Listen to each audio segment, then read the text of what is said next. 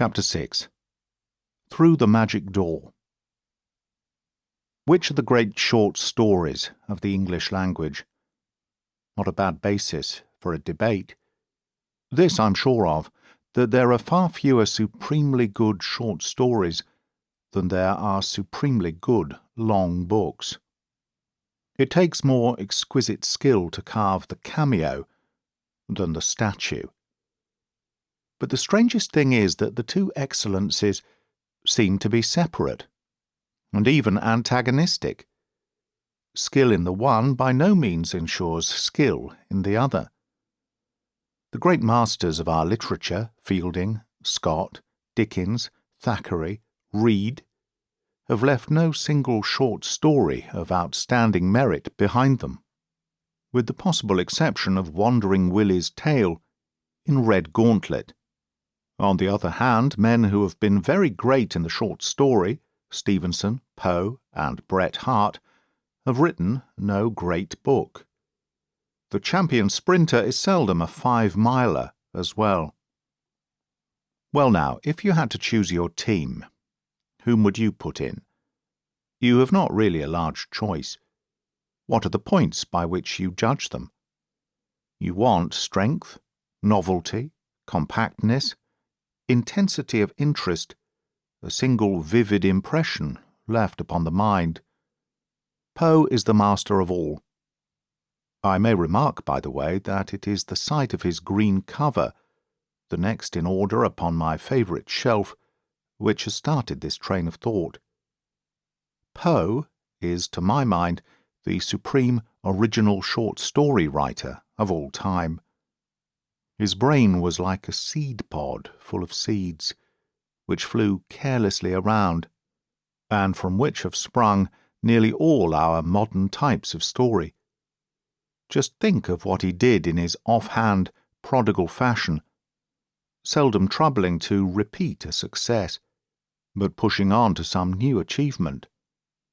To him must be ascribed the monstrous progeny of writers on the detection of crime, quorum pars parva fui. Each may find some little development of his own, but his main art must trace back to those admirable stories of Monsieur Dupin, so wonderful in their masterful force, their reticence, their quick dramatic point. After all, mental acuteness is the one quality which can be ascribed to the ideal detective, and when that has once been admirably done, succeeding writers must necessarily be content for all time to follow in the same main track. But not only is Poe the originator of the detective story.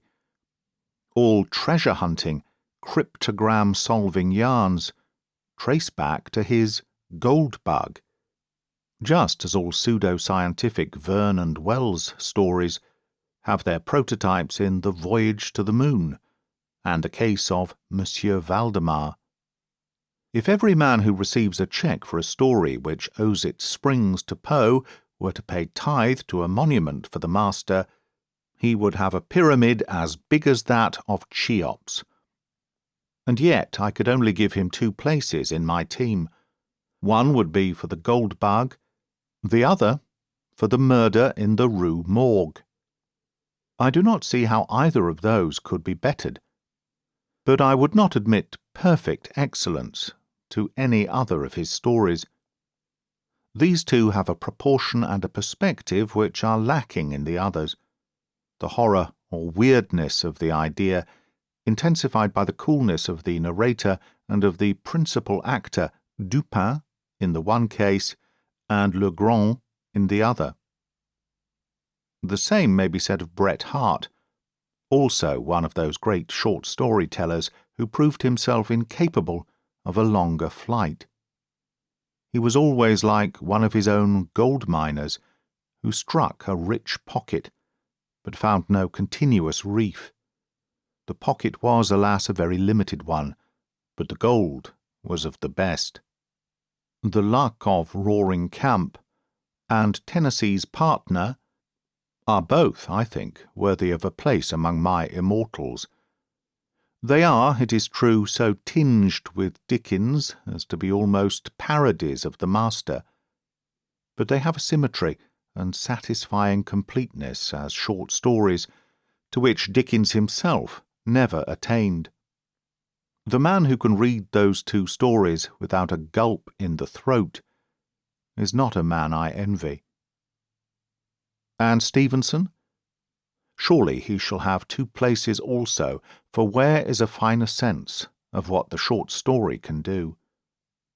He wrote, in my judgment, two masterpieces in his life, and each of them is essentially a short story, though the one happened to be published as a volume. The one is Dr. Jekyll and Mr. Hyde, which, whether you take it as a vivid narrative or as a wonderfully deep and true allegory, is a supremely fine bit of work. The other story of my choice would be The Pavilion on the Links, the very model of dramatic narrative. That story stamped itself so clearly on my brain when I read it in Cornhill that when I came across it again many years afterwards in volume form, I was able instantly to recognize two small modifications of the text, each very much for the worse, from the original form. They were small things, but they seemed somehow like a chip on a perfect statue. Surely it is only a very fine work of art which could leave so definite an impression as that.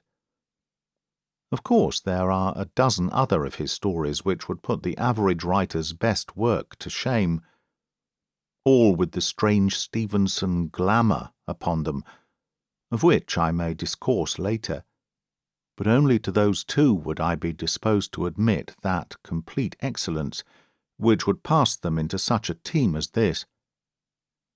And who else? If it be not an impertinence to mention a contemporary, I should certainly have a brace from Rudyard Kipling. His power, his compression, his dramatic sense, his way of glowing suddenly into a vivid flame, all mark him as a great master. But which are we to choose from that long and varied collection, many of which have claims to the highest? Speaking from memory, I should say that the stories of his which have impressed me most are The Drums of the Fore and Aft, The Man Who Would Be King, The Man Who Was, and The Brushwood Boy. Perhaps on the whole it is the first two which I should choose to add to my list of masterpieces. They are stories which invite criticism, and yet defy it. The great batsman at cricket is the man who can play an unorthodox game, take every liberty which is denied to inferior players, and yet succeed brilliantly in the face of his disregard of law. So it is here. I should think the model of these stories is the most dangerous that any young writer could follow. There is digression, that most deadly fault in the short narrative. There is incoherence. There is want of proportion which makes the story stand still for pages and bound forward in a few sentences. But genius overrides all that, just as the great cricketer hooks the off-ball and glides the straight one to leg. There is a dash, an exuberance, a full-blooded, confident mastery which carries everything before it. Yes, no team of immortals would be complete which did not contain at least two representatives of Kipling. And now whom? Nathaniel Hawthorne never appealed in the highest degree to me. The fault, I am sure, is my own, but I always seemed to crave stronger fare than he gave me. It was too subtle, too elusive for effect. Indeed, I have been more affected by some of the short work of his son, Julian, though I can quite understand the high artistic claims which the senior writer has, and the delicate charm of his style. There is Bulwer Lytton as a claimant. His Haunted and the Haunters is the very best ghost story that I know. As such, I should include it in my list. There was a story, too, in one of the old Blackwoods, Metempsychosis, it was called, which left so deep an impression upon my mind that I should be inclined, though it is many years since I read it, to number it with the best. Another story which has the characteristics of great work is Grant Allen's John Creedy. So good a story upon so philosophic a basis deserves a place among the best. There is some first-class work to be picked also from the contemporary work of Wells and of Quiller Couch, which reaches a high standard. One little sketch, Old Æson in Noughts and Crosses, is, in my opinion, as good as anything of the kind which I have ever read. And all this didactic talk comes from looking at that old green cover of Poe. I'm sure that if I had to name the few books which have really influenced my own life, I should have to put this one second only to Macaulay's Essays. I read it young when my mind was plastic. It stimulated my imagination and set before me a supreme example of dignity and force in the methods of telling a story. It is not altogether a healthy influence, perhaps. It turns the thoughts too forcibly to the morbid and the strange. He was a saturnine creature, devoid of humour and geniality, with a love for the grotesque and the terrible. The reader must himself furnish the counteracting qualities, or Poe may become a dangerous comrade. We know along what perilous tracks and into what deadly quagmires his strange mind led him, down to that grey October Sunday morning when he was picked up, a dying man, on the sidewalk at Baltimore, at an age which should have seen him at the very prime of his strength and his manhood. I have said that I look upon Poe as the world's supreme short story writer. His nearest rival, I should say, was Maupassant.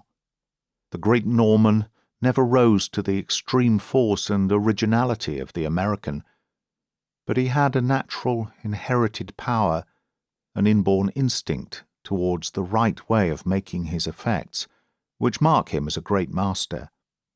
He produced stories because it was in him to do so, as naturally and as perfectly as an apple tree produces apples. What a fine, sensitive, artistic touch it is! How easily and delicately the points are made! How clear and nervous is his style, and how free from that redundancy which disfigures so much of our English work. He pares it down to the quick all the time. I cannot write the name of Maupassant without recalling what was either a spiritual interposition or an extraordinary coincidence in my own life. I had been travelling in Switzerland, and had visited, among other places, that Gemmi Pass, where a huge cliff separates a French from a German canton. On the summit of this cliff was a small inn where we broke our journey.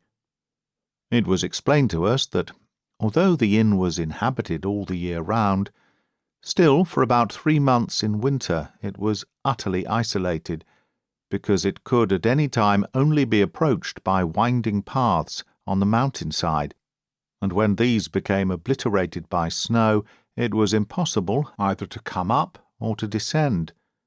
They could see the lights in the valley beneath them, but were as lonely as if they lived in the moon. So curious a situation naturally appealed to one's imagination, and I speedily began to build up a short story in my own mind, depending upon a group of strong, antagonistic characters being penned up in this inn, loathing each other, and yet utterly unable to get away from each other's society, every day bringing them nearer to tragedy. For a week or so, as I travelled, I was turning over the idea. At the end of that time I returned through France. Having nothing to read, I happened to buy a volume of Maupassant's tales, which I had never seen before.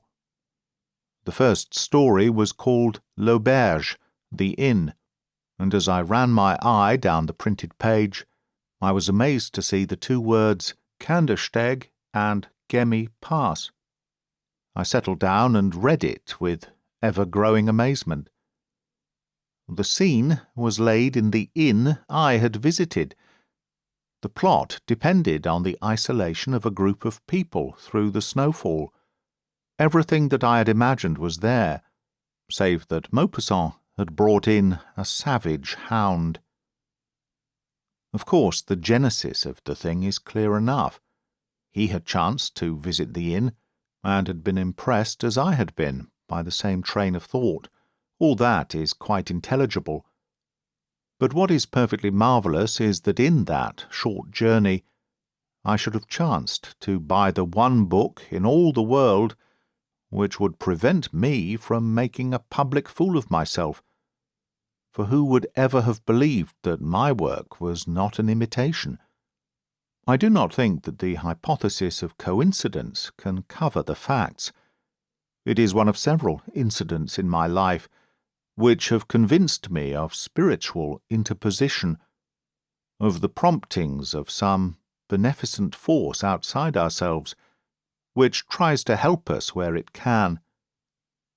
The old Catholic doctrine of the guardian angel is not only a beautiful one, but has in it, I believe, a real basis of truth. Or is it that our subliminal ego, to use the jargon of the new psychology, or our astral, in the terms of the new theology, can learn and convey to the mind that which our own known senses are unable to apprehend? But that is too long a sidetrack for us to turn down it. When Maupassant chose, he could run Poe close in that domain of the strange and weird, which the American had made so entirely his own. Have you read Maupassant's story called Le Horla? That is as good a bit of diablerie as you could wish for, and the Frenchman has, of course, far the broader range.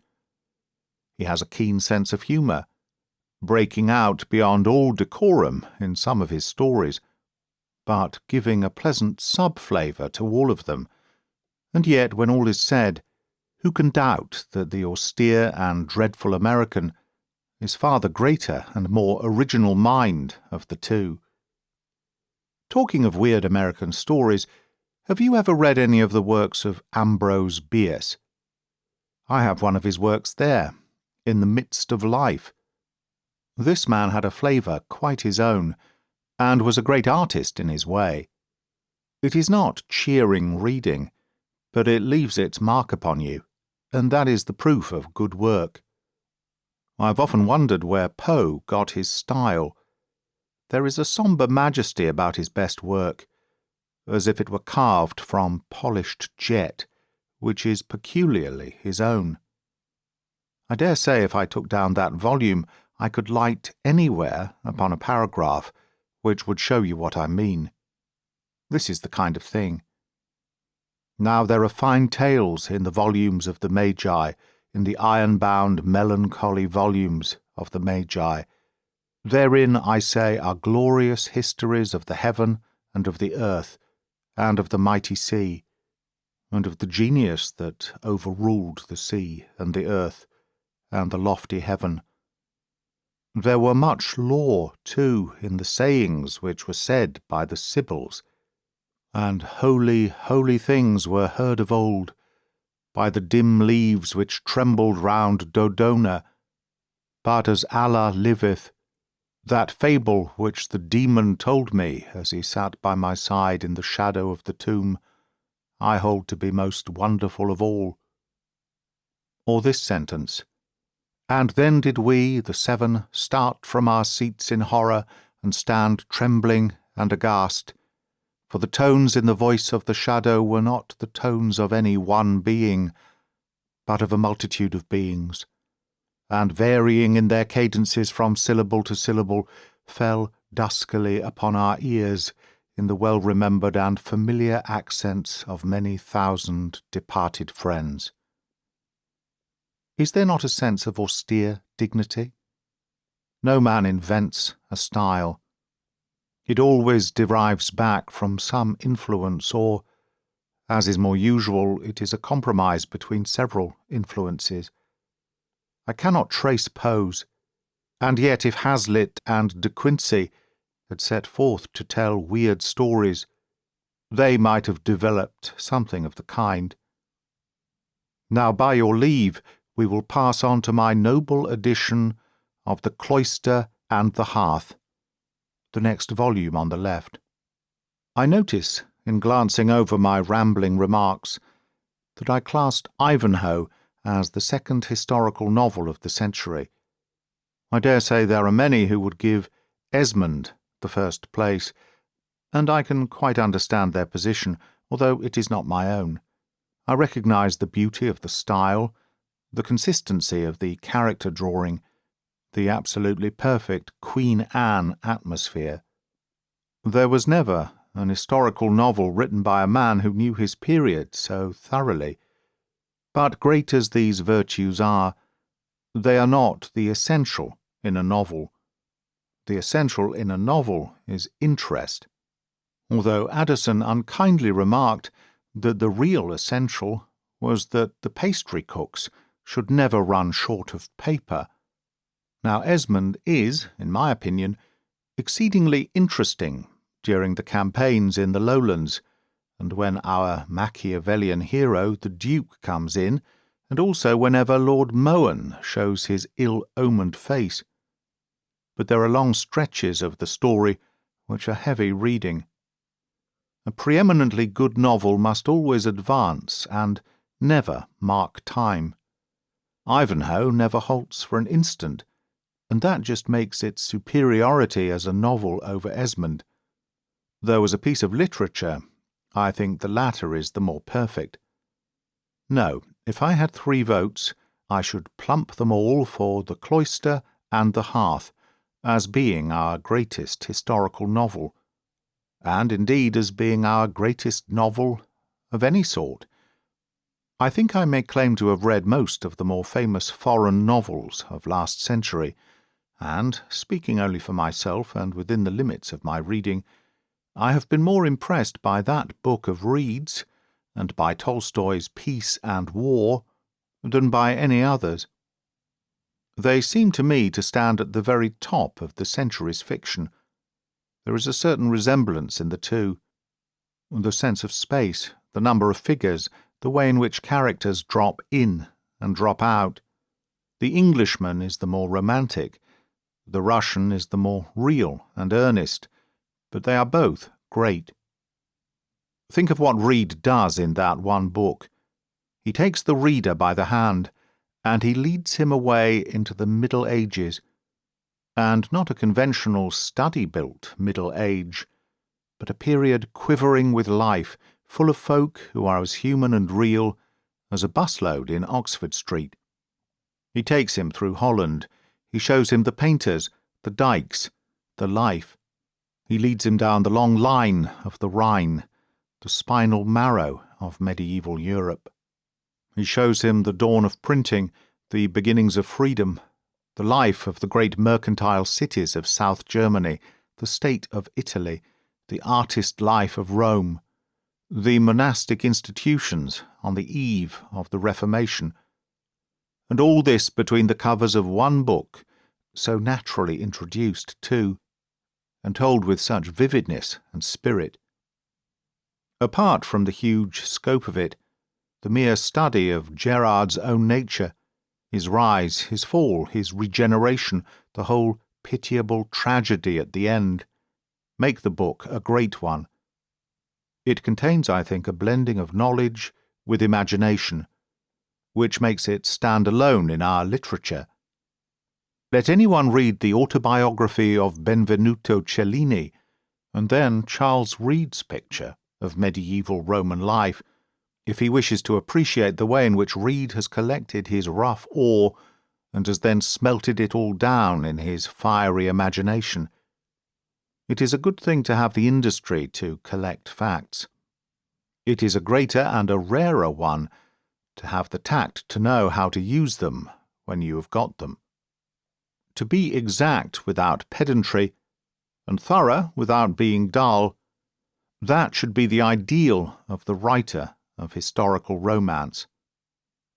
Reade is one of the most perplexing figures in our literature. Never was there a man so hard to place. At his best he is the best we have. At his worst he is below the level of Surreyside melodrama. But his best have weak pieces, and his worst have good. There is always silk among his cotton, and cotton among his silk. But for all his flaws, the man who, in addition to the great book of which I have already spoken, wrote It is Never Too Late to Mend, Hard Cash, Foul Play, and Griffith Gaunt, must always stand in the very first rank of our novelists. There is a quality of heart about his work which I recognize nowhere else. He so absolutely loves his own heroes and heroines, while he so cordially detests his own villains, that he sweeps your emotions along with his own. No one has ever spoken warmly enough of the humanity and the lovability of his women.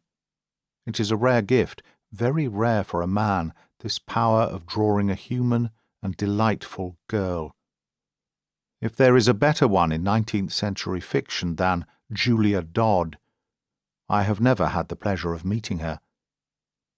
A man who could draw a character so delicate and so delightful, and yet could write such an episode as that of the robber in the Cloister and the Hearth, adventurous romance in its highest form, has such a range of power as is granted to few men. My hat is always ready to come off to Charles Reade.